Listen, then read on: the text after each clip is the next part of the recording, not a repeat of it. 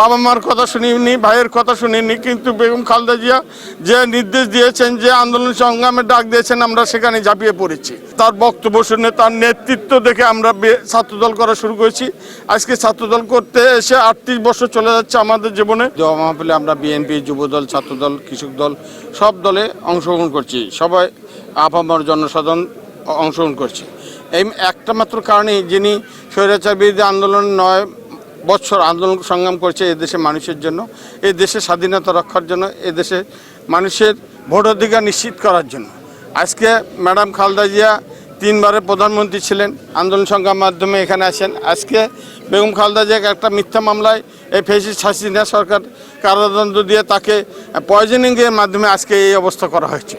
আমরা যার নেতৃত্বে বেগম খালেদা জিয়া, আমরা সানশাইন আটা ময়দা সুজি ভালোবাসায় তৈরি। তার বক্তব্য শুনে, তার নেতৃত্ব দেখে আমরা ছাত্রদল করা শুরু করেছি। আজকে ছাত্রদল করতে এসে 38 বছর চলে যাচ্ছে আমাদের জীবনে। কোনোদিনই কোনো দিকে তাকায়নি, বাবা মার কথা শুনিনি, ভাইয়ের কথা শুনিনি, কিন্তু বেগম খালেদা জিয়া যে নির্দেশ দিয়েছেন, যে আন্দোলন সংগ্রামের ডাক দিয়েছেন, আমরা সেখানে ঝাঁপিয়ে পড়েছি।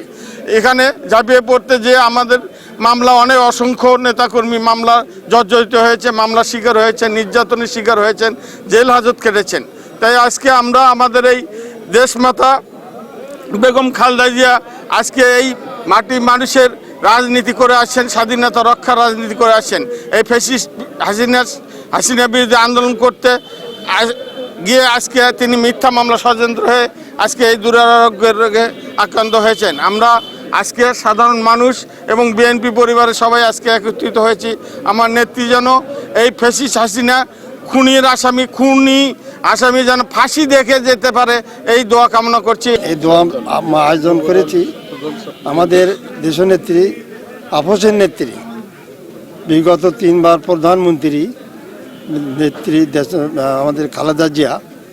তিনি খুব গুরুতর অসুস্থ। আল্লাহ তাকে এই যে কয়েকদিন হলো এই যে অসুস্থ হয়, আবার ইনশাল্লাহ একটু ভালো হয়, এই যে আমরা এই দেখতেছি। আমরা এই জন্য তাড়াতাড়ি আমরা দোয়া কামনা করতেছি, আল্লাহ যেন ওনাকে সুস্থ করে আমাদের মাঝে ফিরিয়ে দেন। আমাদের দল ওনার দিকে, আমার দল এবং দেশের মানুষ, জনগণ ওনার দিকে তাকিয়ে আছে। উনি না থাকলে এই দেশের বিরাট ক্ষতি হয়ে যাবে।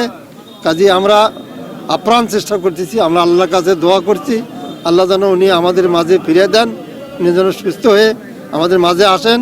আমাদের আগামী যে নির্বাচন হবে, এই নির্বাচনে যাতে সুষ্ঠু পরিচালনা করা যায় সেই ব্যবস্থা করেন।